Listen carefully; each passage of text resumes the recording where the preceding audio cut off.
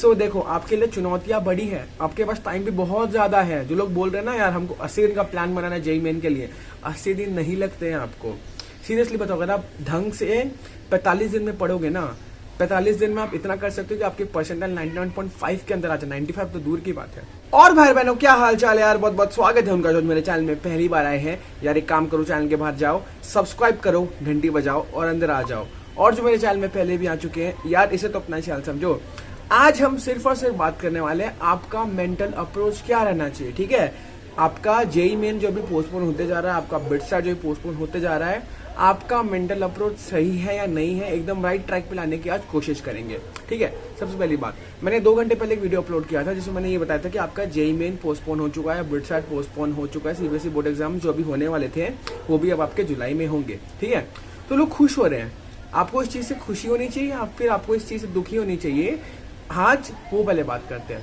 ठीक है, देखो, अगर आप लोग ये सोच लो कि अगर आपको ज्यादा टाइम मिलेगा आपकी रैंक उतनी सुधर जाएगी, ऐसा नहीं होने वाला है। ठीक है, ऐसा तभी होगा जब जो लोग आपके ऊपर थे और वो लोग उतना एफर्ट नहीं लगा पा रहे। ठीक है, क्योंकि ऑब्वियस है, अगर 4 महीना और आपका एकेडमिक कैलेंडर का बढ़ जाए, आपने सोच के रखा मई से पार्टी करेंगे जेईई एडवांस के बाद, बट आपका मई तक जेईई मेन भी ना हो, तो ऑब्वियस है कि आपका थोड़ा बहुत फ्रस्ट्रेशन तो होता है, आपके थोड़े जो एफिशिएंसी है वो कम होती है, आपके जो स्टडी आवर्स रहते हैं वो कम होते हैं, ऑब्वियस है वो तो। ठीक है, तो अगर आपके ऊपर वाले लोग ऐसे मेंटल अप्रोच के साथ चले और उनकी वर्क एफिशिएंसी कम हो जाए और आपकी वर्क एफिशिएंसी एकदम 2 गुना हो जाए, आप पढ़ाई में एकदम घुस जाओ, आपको कॉन्सेप्ट एकदम समझ में आने लगा, आप उनको अप्लाई करना सीख जाओ, आप तभी उनके ऊपर जा सकते हो। ठीक है, एक बात मुझे बताओ, आपको कॉलेज कैसे मिलने वाला है? आपके मार्क्स के ऊपर मिलने वाला है? नहीं, आपको कॉलेज अपने रैंक के ऊपर मिलेगा, आपको कॉलेज अपने परसेंटाइल के ऊपर मिलेगा।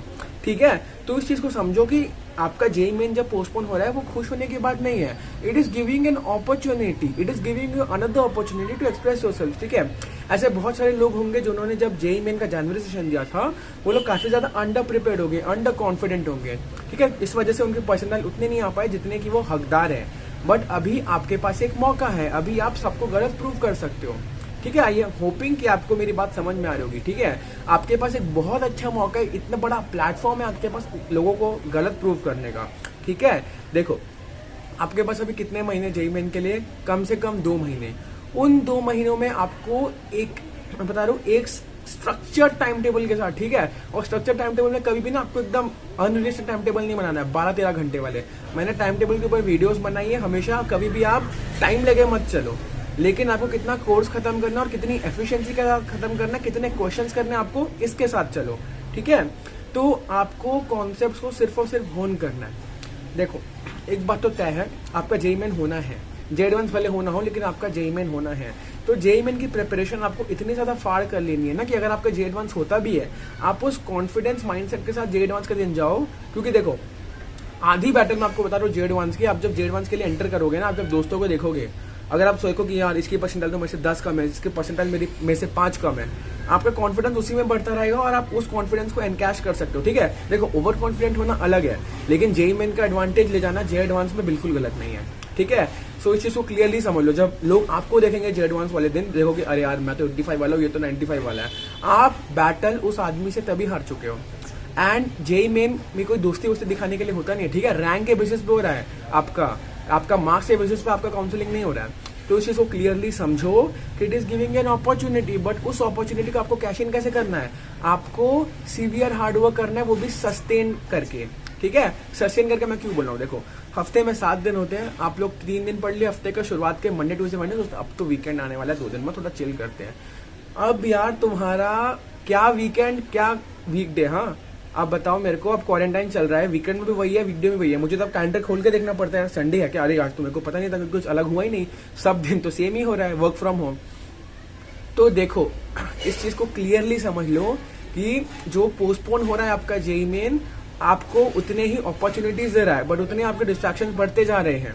तो आप जब वीडियोस देखते हो यूट्यूब में, ठीक है, कि जेईई मेन पोस्टपोन हो रहा है, खुश होने के बजाय उसको एज अ मोटिवेशन लो कि मेरे पास और ज्यादा टाइम है मेरे स्ट्रॉन्ग पॉइंट्स को और ज्यादा स्ट्रेंथन करने के लिए, और मेरे जो वीक पॉइंट्स है उनको स्ट्रॉन्ग पॉइंट्स में कन्वर्ट करने के लिए।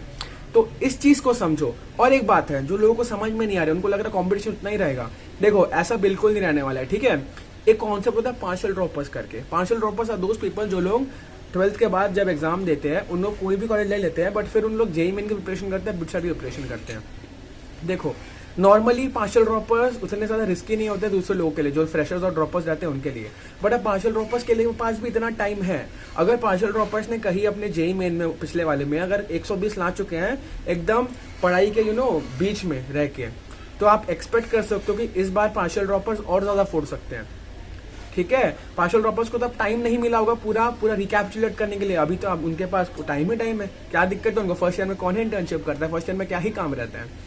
तो इस चीज को क्लियरली समझ लो। और ऊपर से फर्स्ट ईयर में तो वो लोग फिजिक्स केमिस्ट्री मैथमेटिक्स भी पढ़ते हैं, तो वो सब भी अप्लाई करके जब आपका जेई मेन और जेड वन से क्वेश्चन बनाएंगे तो और ज्यादा इजीली पड़ेगा उनके लिए। ओके सो देखो आपके लिए चुनौतियां बड़ी है, आपके पास टाइम भी बहुत ज्यादा है। जो लोग बोल रहे हैं ना यार हमको 80 दिन का प्लान बनाना है जेई मेन के लिए, 80 दिन नहीं लगते हैं आपको। सीरियसली बताओ, अगर आप ढंग से 45 दिन में पढ़ोगे ना, 45 दिन में आप इतना कर सकते हो कि आपके परसेंटाइल 99.5 के अंदर आ जाए। 95 तो दूर की बात है।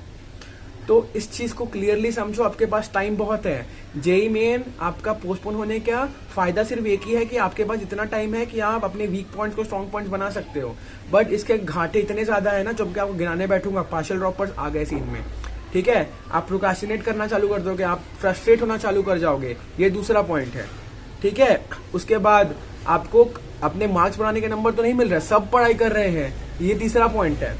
लेकिन एक यहाँ पे बोनस पॉइंट क्या है, सब पढ़ाई नहीं कर रहे उस सफिशिएंसी जहां से आप पढ़ाई कर रहे हो। ओके सो आपको you have to go that extra mile. अगर आप वो एक्स्ट्रा माइल जाओगे ना, आपको अपना अच्छा परसेंटाइल पाने से कोई नहीं रोक सकता। This quarantine is enough to push your percentile even from 60 and 70 to within 95। I am telling you यार, आई एम टेलिंग यू। इसीलिए इस क्वारंटाइन को जितना ज्यादा इफेक्टिवली यूज कर सकते हो करो, एंड कीप योर चिन्स अप। जितना ज्यादा मेहनत करोगे अभी, जितना ज्यादा हार्ड वर्क करोगे, जितना ज्यादा स्मार्ट वर्क करोगे, स्मार्ट वर्क के बारे में अभी नहीं सोचना है। ठीक है, स्मार्ट वर्क की टेक्निक आपको जेई मेन के कम से कम 15 दिन पहले मैं वीडियोस में बता दूंगा, वो तभी एडमिशन करने लायक रहती है। ठीक है, अभी एडमिशन करने से कुछ नहीं होगा। Focus only on the hard work now.